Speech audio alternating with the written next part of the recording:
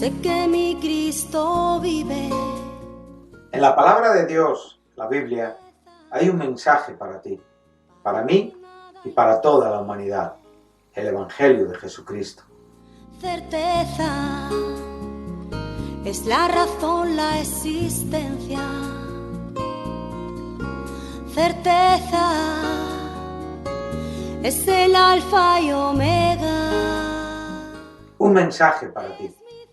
Todas las semanas, en este canal de radiodifusión cristiana, Luz a las Naciones, un estudio expositivo de la palabra de Dios, edificando sobre el verdadero fundamento de los apóstoles y profetas, siendo la principal piedra del ángulo Jesucristo mismo.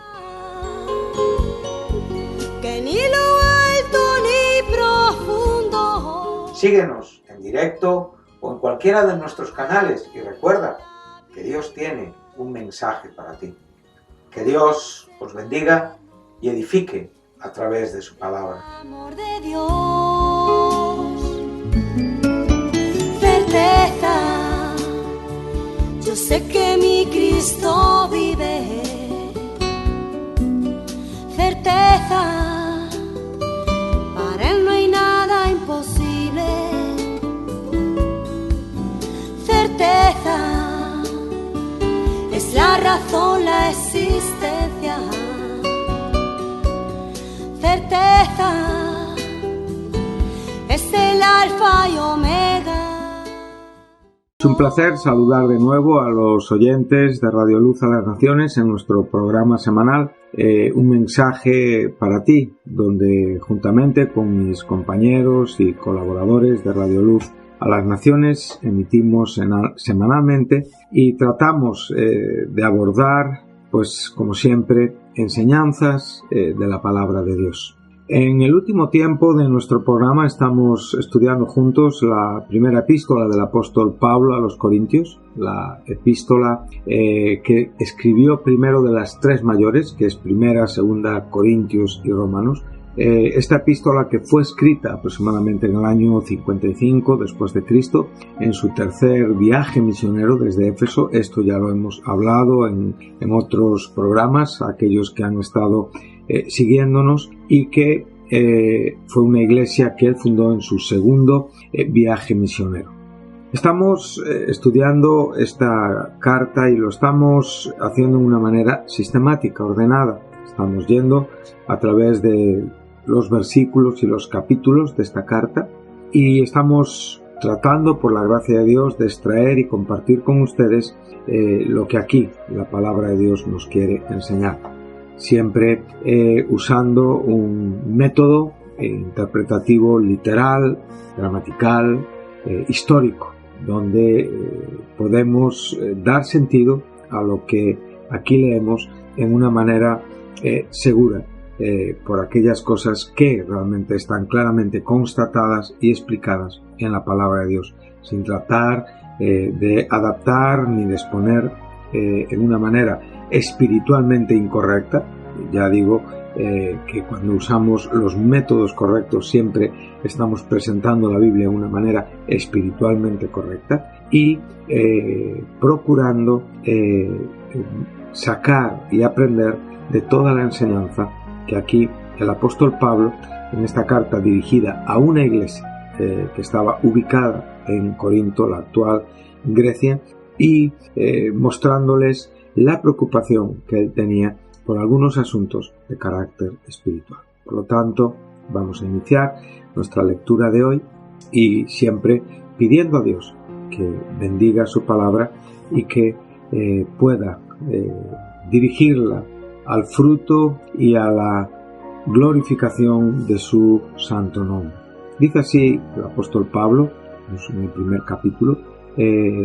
Hemos abordado 4 versículos en los programas anteriores, pero creo que como estamos todavía en los comienzos, es bueno venir desde el primer versículo. Dice así Pablo, llamado a ser apóstol. Aquí pone su nombre, el nombre que Dios le dio post-conversión. Él, sabemos, se llamaba Saulo, el mismo nombre del primer rey de Israel, Saúl, y dice así, usa el verbo llamado a ser apóstol de Jesucristo por la voluntad de Dios, y el hermano Sóstenes. Aquí hemos estado muchísimos programas un poquito explicando el alcance y la profundidad del verbo griego kaleo, ¿sí?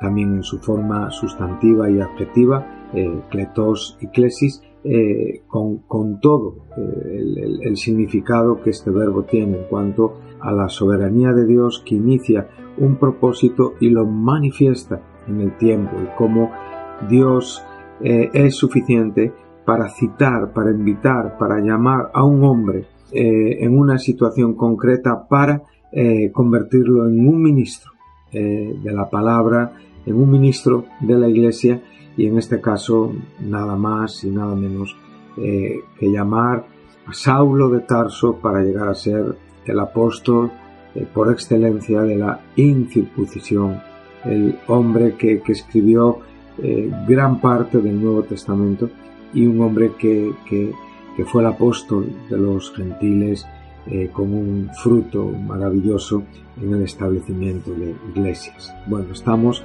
ante una de las iglesias que él fundó, y una de las iglesias a quien él se está dirigiendo en función y en base de quién él es. Alguien que ha sido llamado, citado para ser apóstol, para ser un enviado. El término griego apostoulos, ¿sí? Tenemos que reducirlo en relación a los discípulos de Jesús, los primeros apóstoles y el apóstol Pablo. En este sentido únicamente se corresponde con ellos, pero en un sentido un poquito más amplio hemos visto que es un término que significa enviado, y que en nuestra lengua latina tenemos de donde viene la palabra misionero, ¿sí? Por lo tanto, en cuanto a ser enviados, en cuanto a tener un ministerio, a evidentemente establecer iglesias, aún en el día de hoy, todavía hay personas con este tipo de llamado, pero en cuanto al establecimiento de la Iglesia de Dios del tiempo cronológico del primer siglo, y en cuanto a lo que es el fundamento de todos los creyentes hoy, que estamos fundamentados, estamos edificados en el fundamento de los apóstoles, sobre el fundamento de los apóstoles, siendo Jesucristo mismo la piedra principal de este ángulo. Por lo tanto, en este sentido, este término concluye con el apóstol Pablo. En cierta manera es temporario, ¿sí? Y lo podemos ver como cuando el propio Jesucristo le dijo a Pedro en el capítulo 16 de Mateo, cuando Jesús le pregunta: ¿quién decís vosotros que soy yo? Y el propio Pedro le responde: tú eres el Cristo, el Hijo de Dios viviente, mostrando una clara revelación escatológica en cuanto a la persona del Mesías, que en ese momento estaba velado por su cuerpo humano, y donde claramente el propio Jesús, después de declararlo bienaventurado por la profundidad de esta revelación dada por el propio Padre del cielo, entonces le dijo: tú eres Pedro. Le dio un nombre también como Pablo tuvo otro nombre ministerial. Pedro era Simón, él fue llamado Pedro, que significa piedra, y le dijo: y sobre esta roca, sí, sobre esta roca. Aquí estamos viendo claramente la declaración de Pedro, ¿sí? O sea, la roca es Jesucristo. Él es la roca, Él es la piedra principal del ángulo. Él es el fundamento sobre el cual la Iglesia se edifica, se desarrolla, y nosotros los creyentes que realmente vinimos después del ministerio de los primeros apóstoles, somos juntamente edificados en el fundamento de los apóstoles. Somos puestos encima. Aquí la palabra epoikodomeo es el término para edificar, Entonces aquí estamos siendo puestos, edificados encima de este fundamento, de esta roca de la que habló Jesucristo. Por lo tanto, cuando aquí vemos este término apóstol, interactuando y uniendo su significado en una forma muy intrínseca, sí, muy cercana al propio verbo llamar y al título que es evidentemente llamado. Entonces vemos cómo se complementan estas verdades espirituales. Vemos el llamado, vemos al apóstol con el propósito y con el trabajo principal, que es establecer, ¿sí?, el fundamento sobre el cual los creyentes serían edificados. Para mí esto es de suma importancia, porque en este primer versículo vemos cómo se complementan el término llamar, el término apóstol, y también vemos un genitivo importante que es de Jesucristo.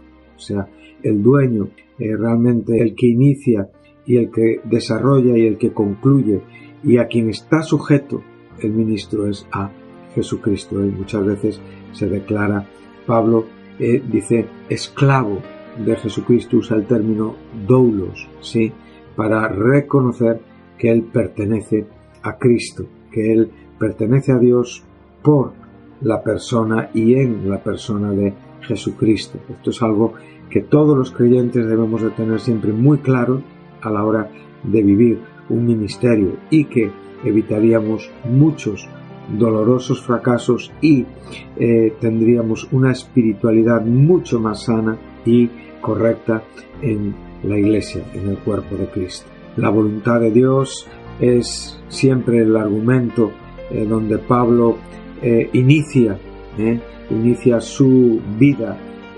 relacionada con este llamado y con este apostolado. Qué importante es la voluntad de Dios.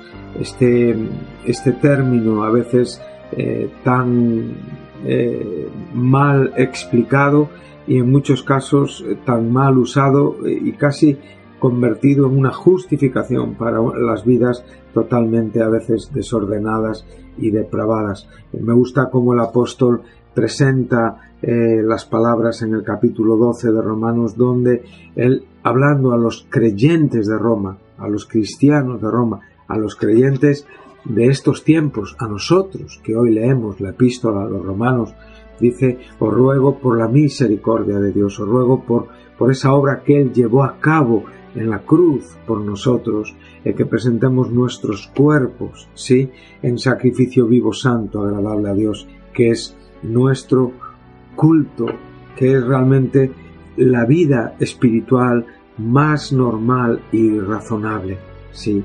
Es la medida de cualquier hombre que presenta un testimonio de fe.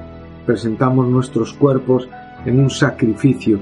¿Y dónde realmente llevamos a cabo el sacrificio de nuestra vida? Pues evidentemente en la cruz, donde nuestro Salvador fue sacrificado por nosotros, para que hoy nosotros podamos venir a co-crucificarnos con Él. Y entonces ahí podemos comprender la importancia de la voluntad de Dios. Claramente no nos conformamos a este siglo, nos transformamos por medio de la renovación de nuestro entendimiento, y ahí comprobamos cuál es la voluntad de Dios. La palabra comprobar, el término dokimazo en griego, nos enseña probar por experiencia. Por lo tanto, cuando nosotros hablamos de la voluntad de Dios, es en base a la experiencia en cuanto a la obediencia que hemos tenido al llamado, al propósito que hemos recibido de Él. De la misma manera, el apóstol Pablo aquí está diciendo: yo, Pablo, llamado apóstol de Jesucristo por la voluntad de Dios, comprobando la voluntad de Dios en el propio testimonio de mi experiencia, de mi identidad, y que realmente esta voluntad de Dios tiene un significado amplio y verdadero y glorioso, porque en la vida del siervo está entendida esta voluntad de Dios. Nosotros en la misma manera tenemos que comprobar lo que es la voluntad de Dios por medio de la vida cocrucificada con Cristo Jesús. Seguimos leyendo, entonces está dirigiéndose a la iglesia de Dios, y aquí ya tenemos el objeto de la carta. La presentación claramente es la del hombre con un nombre llamado, con un ministerio, con un dueño y a la vez a través y por la voluntad de Dios, juntamente con un hermano, Sóstenes. Aquí tenemos que diferenciar no en tanto al santo con el santo, sino realmente al oficio y al ministerio de Pablo con relación a Sóstenes. Pablo, en cuanto al término apóstol, sabemos que es relacionado con los discípulos de Jesús, aquellos que caminaron, fueron testigos de su vida, de su muerte y de su resurrección, exceptuando al hijo de perdición, a Judas. Evidentemente son, con el apóstol Pablo, el grupo cerrado de lo que en este sentido podemos llamar apóstol. Por lo tanto, estrictamente este término únicamente es temporario y es ajustable a la vida de estos hombres y del apóstol Pablo, que fue el hombre llamado a los gentiles a la incircuncisión, y aquel que, en la misma manera que, como dije en otras enseñanzas de un mensaje para ti, Pedro recibió esta palabra tan clara de Jesús en el capítulo 16 del Evangelio de Mateo, donde después de la respuesta tan gloriosa y tan maravillosa de Pedro a la pregunta de quién decían ellos que era Jesús, él contestó: tú eres el Cristo, el Hijo del Dios viviente, teniendo una revelación del Cristo humanizado como el Mesías, una revelación que trasciende con mucho a la cruz, a la resurrección, y que nos lleva hasta el establecimiento del reino milenial, ya con el Hijo habiendo regresado y en su humanidad glorificada. Por lo tanto, cuando hablamos de iglesia, tenemos que ampliar todos estos términos para que los corazones sean receptivos y receptores de la gloria de estas verdades, ¿sí? Y en esta misma manera, entonces, Jesús le dijo: y yo también te digo, pues de llamarle bienaventurado por su percepción espiritual, por su declaración espiritual, no resultado de su inteligencia, no resultado de su naturaleza humana, sino de la revelación del Dios Padre. Y entonces le dice: sobre esta roca, primero le dice: tú eres Pedro, y le da un nombre también, de la misma manera que Pablo antes se llamaba como el primer rey de Israel, Saúl. Pablo es el mismo término, Saúl, que Saulo. Pues Pablo, en el nombre ministerial, fue llamado Pablo, ¿sí? Y Pedro se llamaba Simón, y el nombre ministerial que tenemos de él, Pedro. En muchos casos le podemos llamar Simón Pedro, pero Pedro es el nombre por el cual le conocemos como esa columna, como ese pastor, ese obispo de la primera iglesia en el primer siglo, ¿sí?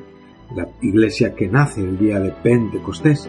Y dice: y yo también te digo que tú eres Pedro, y sobre esta de roca, la roca es Jesucristo, ¿sí? Y evidentemente Jesús está haciendo mención, está dirigiéndose evidentemente a la declaración de Pedro, que es quién era Jesucristo. Entonces, en base a quién era Jesucristo, la iglesia iba a ser fundamentada en la persona de Jesucristo. Uno no puede comprender el término iglesia si realmente no comprende quién es Jesucristo.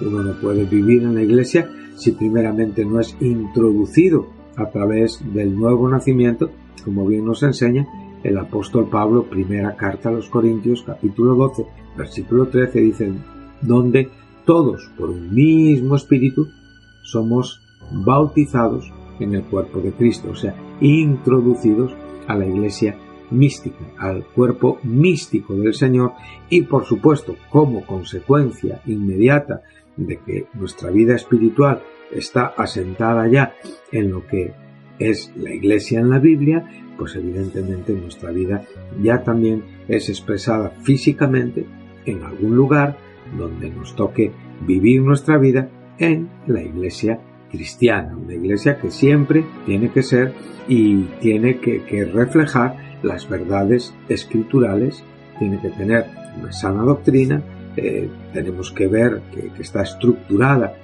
pues como la primera iglesia lo estaba cuando fue revelada y manifestada al mundo en el día de Pentecostés, con sus mismas inquietudes, con sus mismos intereses, con sus mismas preocupaciones y comprendiendo y viendo con absoluta claridad la importancia de estos detalles. Por lo tanto, vemos claramente que estos hombres fueron establecidos, ¿sí?, sobre este fundamento que es Jesucristo.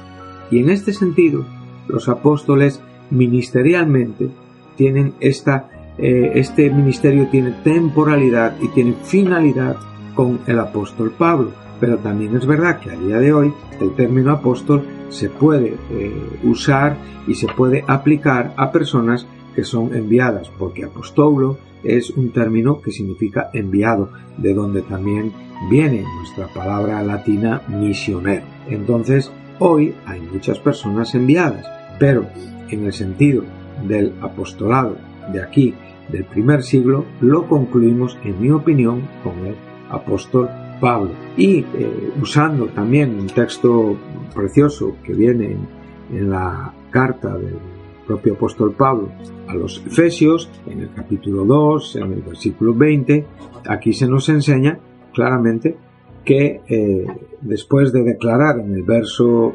18 del capítulo 2, porque por medio de él los unos y los otros tenemos entrada por un mismo espíritu al Padre, aquí claramente, es un versículo que tiene una amplitud explicativa maravillosa. Podemos ver muchas cosas, pero bueno, entre otras podemos ver evidentemente la introducción a nuestra vida espiritual por medio de Jesucristo. Nosotros muertos en delitos y pecados, fuimos receptores de esta vida, y sabemos, esto nos lo dice el capítulo 2 en el versículo 1, y recordamos que en el original no viene esta palabra Él os dio vida, sino empieza diciendo: cuando estabais muertos en vuestros delitos y pecados. Nos enseña la condición que teníamos sin Cristo Jesús, y cuando llega al versículo 4 nos enseña que Él nos dio esta vida juntamente con Cristo en el versículo 5, con esa rica misericordia y gran amor con que fuimos amados. Por lo tanto, aquí nos está enseñando que evidentemente fuimos introducidos a través de la obra espiritual de Cristo como fruto de la propiciación y expiación, como fruto de su muerte y de su resurrección en la cruz. Podemos realmente tener esta nueva vida, y a partir de ahí podemos ser introducidos a la comunión con el Padre, como bien nos dice Hebreos 10:19, donde ya tenemos esa parecía esa confianza para poder, a través de la fe en la sangre de Cristo, entrar al dentro del velo, ¿sí?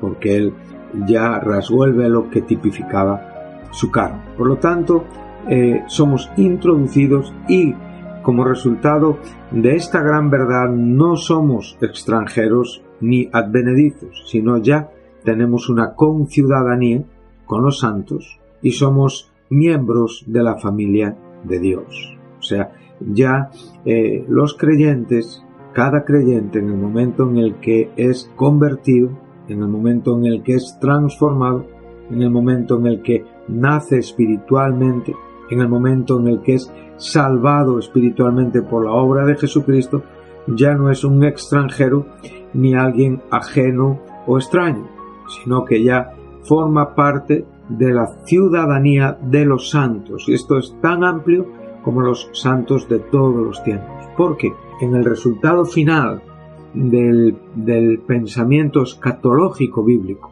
en cuanto al propósito de Dios para con su Iglesia, sabemos perfectamente que en los nuevos cielos y en la tierra nueva, ahí cohabitaremos con todos los santos de todos los tiempos.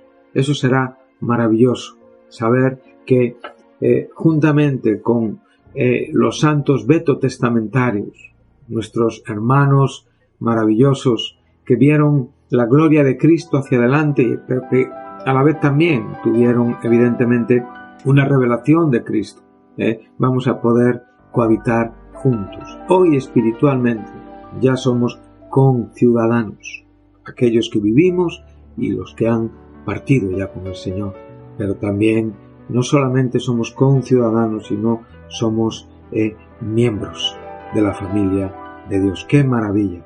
No somos ya extraños, somos miembros de la familia de Dios. Y ahora el verso 20 dice edificados. Aquí epoicodomeo es puestos encima, sobre el fundamento, sobre la roca de la que Jesús habló a Pedro, y evidentemente sobre la misma roca sobre la cual el apóstol Pablo edificó la Iglesia en el llamamiento, en el ministerio que el Señor otorgó a este hombre llamado apóstol de Jesucristo por la voluntad de Dios, sabiendo que evidentemente Cristo es la piedra principal del ángulo. Por lo tanto, cuando estamos hablando de Iglesia, entonces tenemos que complementar y tenemos que unir todo el desarrollo de esta frase para poder sacar y extraer a cada término su significado, pero podemos ver que estos significados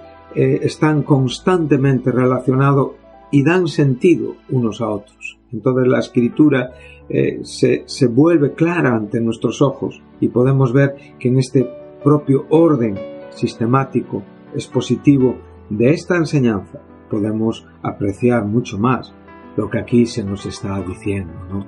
Entonces tenemos que aprender, bueno, pues que Jesucristo es el protagonista principal ya en estos primeros versículos. Él es quien envía a predicar al apóstol. Él es el dueño, el Señor del ministerio del apóstol. En Él obra la voluntad de Dios para con el apóstol. Podemos ver que Él sigue siendo el Señor de esa iglesia a quien escribe el apóstol. Él es el que santifica a los creyentes. Él es el que debe de ser glorificado, invocado, predicado en la iglesia. Él es quien nos otorga la gracia y la paz. Y en definitiva, como concluye el versículo 3, evidentemente, Él es el Señor de la iglesia. Entonces vemos que esta iglesia a la que Pablo está escribiendo, ubicada en Corinto, esa iglesia física, es una iglesia local, pero que evidentemente siempre la tenemos que ver desde su esencia, que es el cuerpo místico de Cristo, y esto es muy amplio, como hemos estado hablando hace un momento, a los santificados, a todos aquellos que por la obra santificadora de Jesús fueron introducidos en esta iglesia, que fueron llamados a ser santos, exactamente igual que el apóstol. Y permítanme 2 minutos y quizá con esto lo vamos a dejar. Debemos de tener una idea importante en cuanto al cuerpo de Cristo. La iglesia, hay un nivel en el que, en el sentido congregacional, por decirlo de alguna manera, todos los santos tenemos una misma condición, ¿sí? Es así.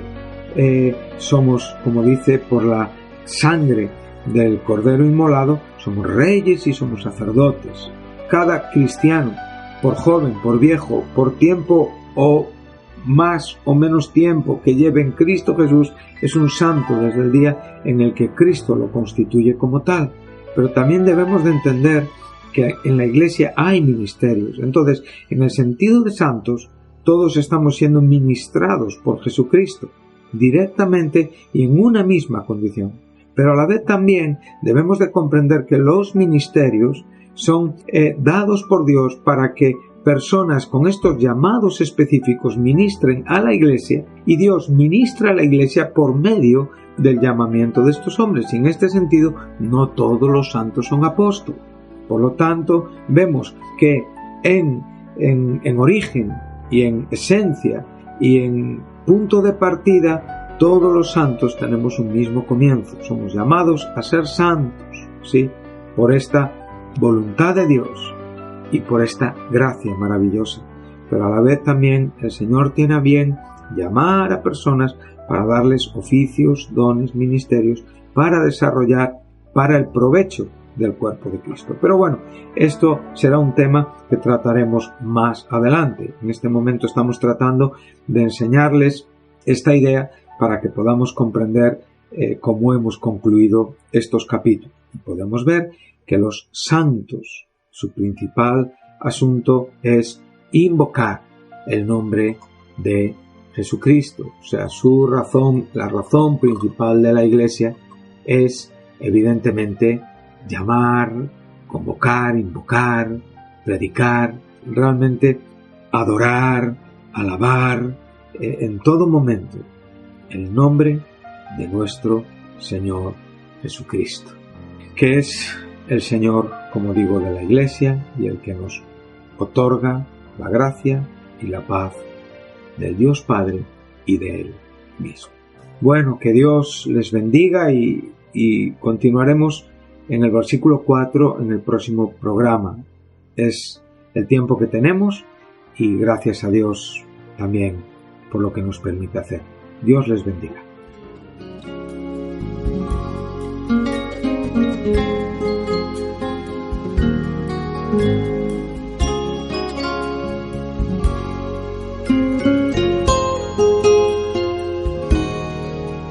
Certeza, yo sé que mi Cristo vive. Hasta aquí nuestro programa de hoy, un mensaje para ti. Si te gustó, si estás interesado en conocer más a Dios y saber más de su palabra, llámanos. 968-117-107 es el teléfono de Radio Luz a las Naciones. Si no tienes una Biblia y quieres conseguir una, te enviaremos sin compromiso un ejemplar de la misma. Puedes descargar este programa o volver a escucharlo en la página web de Radio Luz a las Naciones, www.fmradioluz.com. Recuerda, Cristo está cerca. Todos los sábados hay un mensaje para ti. No te lo pierdas. Que ni lo alto ni profundo, ni la muerte ni la vida podrán separar